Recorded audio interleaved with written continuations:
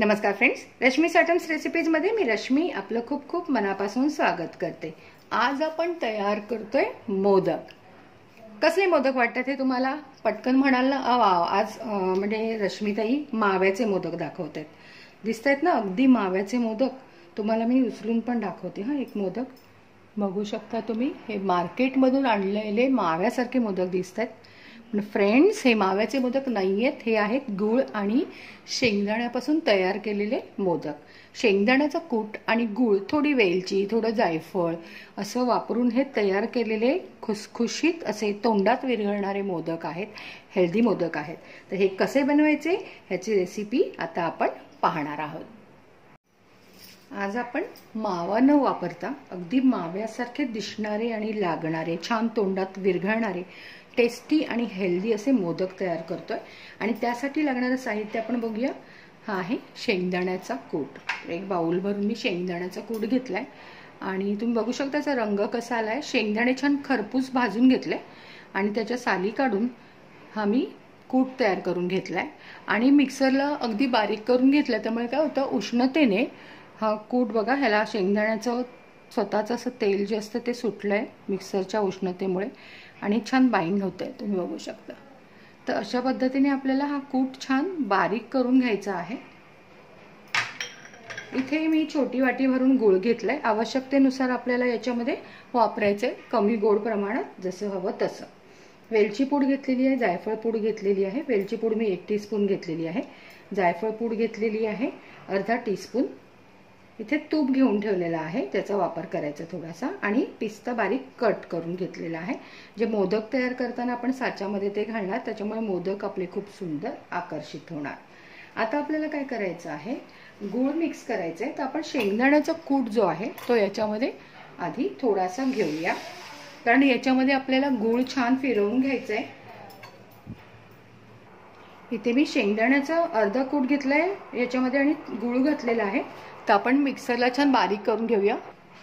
इथे गूळ आणि शेंगदाण्याचा कूट मी छान मिक्सरमध्ये फिरवून घेतलेला आहे। गूळ छान मिक्स झालेला आहे।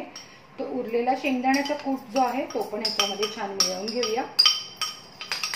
आणि फ्रेंड्स, तुम्हाला जसं आवडत असेल तसं तुम्ही गुळाच्या जागी साखर पण वापरू शकता, त्याने पण छान टेस्ट येते। पण गुळाने कसं, गूळ आणि शेंगदाणा एक हेल्दी मोदक होऊन जातील। आणि आता पावसाळ्यामध्ये ते आपल्या शरीराला खूप चांगले असतात, उष्णता देतात, स्निग्धता देतात। तर जायफळ घातले आणि आता वेलची पूड घालते, त्याने मस्त टेस्ट, छान सुगंध मिळतो। आणि आता आपल्याला हे मिक्स करून घ्यायचे छान, म्हणजे सगळी वेलची पावडर आणि जायफळ पावडर याच्यामध्ये एकरूप होऊन जाईल, छान टेस्ट येईल। आपण सर्व सामग्री छान मिक्स करून घेतलेली आहे आणि तुम्ही बघू शकता हे छान असं बाइंड पण होत आहे। तर आपले मोदक खूप छान बनतील। थोडे प्रेस करून व्यवस्थित घ्यावे लागतील। आता मी हा साचा घेतलेला आहे, तर त्याला तूप लावून घ्यायचंय। तूप लावल्यामुळे काय होईल, त्याला मोदकाला थोडी शाईन पण येईल, म्हणजे छान चमकतील आपले मोदक। आणि साच्यामधून मोदक बाहेर पडायला, सुटायला त्रास नाही होणार, सहज निघतील। तर हे मी तूप लावून घेतलं मस्त। आता काय करायचं आहे, या दोन्ही भागामध्ये सारण जे आहे छान आधी प्रेस करून घ्यायचे। का तर मग मोदक जे आहेत ते बाहेरून छान सुबक दिसतात, ह्या ज्या रेषा रेषा आहेत त्या स्पष्ट दिसतात, म्हणून छान असं दाबून बिलकुल प्रेस करून घ्यायचं आहे। आता खरं प्रेस करायच्या आधी त्याच्यामध्ये पिस्ता टाकायला मी विसरलेली आहे, पण आपण इथे टाकूया। तुम्ही मात्र लक्षात ठेवा फ्रेंड्स की पिस्ता टाका असे, हे असे, आणि मग त्याच्यावर हे सारण जे आहे ते जोरात प्रेस करा, जितकं जोरात करू शकता।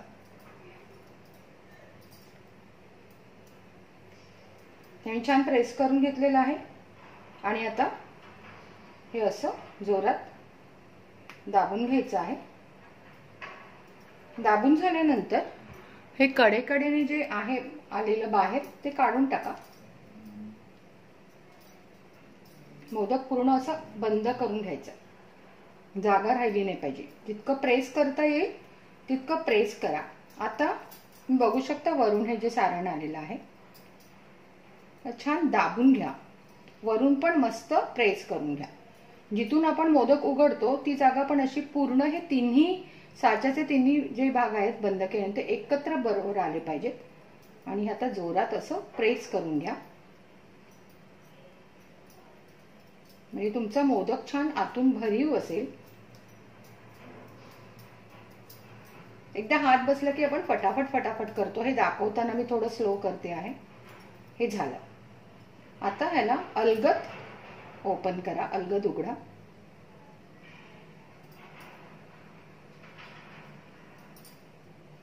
आणि बघू शकता मोदक जो आहे असा छान सुबकसा तयार झालेला आहे. तर आता आपण दुसऱ्या साच्यामध्ये बनवून घेऊया. आता आपण या साच्यामध्ये बनवूया. याला पण तूप लावून घ्यायचं.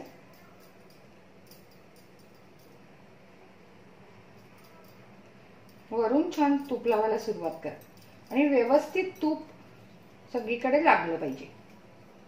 आता यामध्ये पण आपण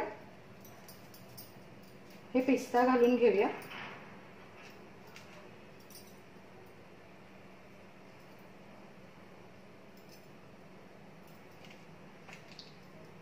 छान व्यवस्थित दिसले पाहिजे असे लावून घ्या. आणि मग त्याच्यामध्ये सारण भरा जे आपल्याला दाबून घ्यायचं आहे. अगदी वरच्या टोकाला पण ते व्यवस्थित दाबून घ्या. म्हणजे मोदकचं जे टोक आहे वरचं ते पण व्यवस्थित आलं पाहिजे.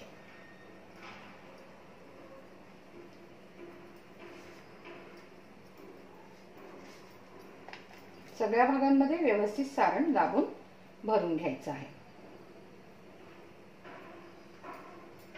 आणि हो, तुम्हाला जर हा शेंगदाण्याचा कूट थोडासा सुखा वाटला, वृक्ष वाटला, बाइंड होत नाहीये समजा, तर थोडंसं तुम्ही तूप घालायचं ह्या सारणामध्ये. तूप घातल्यामुळे काय होईल, ते थोडंसं बाइंड व्हायला मदत होईल. आता बघा याच्यात पोकळ भाग आहे, त्याच्यामध्ये हे सारण सगळं भरत जा अगदी आतपर्यंत. दाबून भरा मस्त.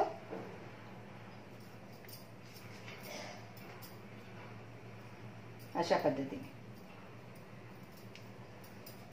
बाजूने कडेने जे आलेलं बाहेर काढून टाका.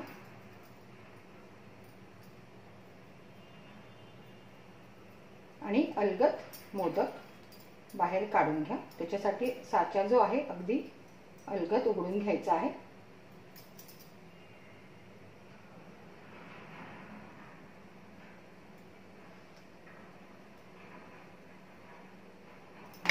अशा प्रकारे खूप छानसा मोदक आपला तयार झालेला आहे. तर सगळे मोदक असेच फ्रेंड्स तयार करून घ्या. फ्रेंड्स, आपले गुळ शेंगदाण्याचे मस्त असे दिसणारे मोदक तयार आहेत. तुम्ही बघू शकता. दिसतानाही तुम्हाला बिलकुल माव्याचा मोदक असल्यासारखे दिसतायत. आणि फ्रेंड्स, खरं सांगते, हे टेस्टला पण थोडेफार तसेच लागतात. दिसायला पण बघू शकता तसेच दिसतात. आणि तोंडात घातल्याबरोबर मस्त विरघळतात. त्याच्यामध्ये जी वेलचीची चव आहे, त्याच्यामध्ये जायफळची जी थोडीशी टेस्ट आहे, आणि बाहेर जो पिस्ता लावलेला आहे त्याच्यामुळे तो मोदक इतका आकर्षक दिसतो आणि मुलांना तर खूपच आवडून जातो. तर गणपती बाप्पाला रोज वेगवेगळे मोदक आपण अशा प्रकारे दाखवू शकतो. आता जसं मी म्हणते, हा तोंडात घातल्याबरोबर विरघळतो, हे तर तुम्हाला फ्रेंड्स बनवून ते खाल्ल्याशिवाय तर करणार नाही. तर नक्की हे मोदक तयार करायचे. मस्त शेंगदाणा गुळाचे हेल्दी असे मोदक. आणि याच मोदकांपासून आपण हे साच्यामध्ये मोदक तयार केले. आता सण आहे, गणपतीचा उत्सव आहे, म्हणून आपण हे मोदक तयार केले. पण ह्याच सारणामध्ये तुम्ही आणखीन थोडेफार ड्रायफ्रुट्स मिक्स करून ह्याचे छोटे छोटे लाडू तयार करून ठेवू शकता. तर मुलं ते लाडू अगदी आवडीने खातील, जे त्यांच्या हेल्थसाठी खूप चांगले आहेत. जसं म्हणाले, गुळाच्या जागी तुम्ही साखर वापरून पण हे लाडू तयार करू शकता किंवा हे मोदक तयार करू शकता. तर फ्रेंड्स, ह्या मोदकांची रेसिपी आपल्याला आवडली असेल तर प्लीज लाईक करा, जास्तीत जास्त जणांबरोबर शेअर करा. आणि जे नवीन आहेत, पहिल्यांदाच माझी रेसिपी बघतायत, प्लीज माझी चॅनल आधी आठवणीने सबस्क्राईब करा. बेल आयकॉनचं बटन आहे, तुम्हाला घंटीचं जिथे चित्र दिसेल ते बटन प्रेस करा, म्हणजे येणाऱ्या माझ्या रेसिपीज तुमच्यापर्यंत सहजतेने पोहोचतील. धन्यवाद.